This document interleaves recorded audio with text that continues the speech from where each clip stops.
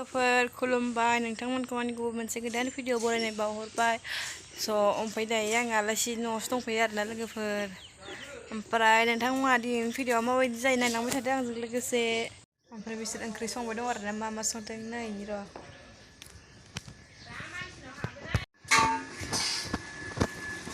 नै बेयाव मा एवदो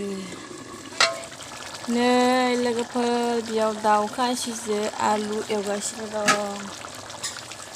एरना होनि र' औ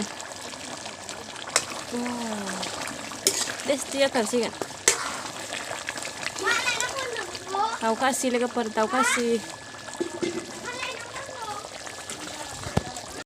ओमफ्राय बेयाव नै थारुनजों दाउ बेबो दाउआनो आरोना लोगोफोर दाउ खासि ओमफ्राय बिलाइ मा बुस्थु जालायखो अ बाबानि दाउजारि ओमफ्राय नै लोगोफोर दायो बोरमा लांफैदो आरोना जोङो बोरमाया सान्दुङाव थाबजोब्बाय स' माइआव लाबो माथो माइआव हाबजोब्बाय थुस थुस थुस खालामबाय इदिहाय आगैया इदि फानजाबाय आंना माबाया थुस जाबाय दं आखाना गथ'आसो फाय फै नै सायाव लाबोदो नै दाउ खासिया मासे ना मोनबाय थांबाय सायाव थां बेयाव बे दंफाङाव र' गरमथारहाय लोगोफोर नै औवा सायावसो दसे जना दं जों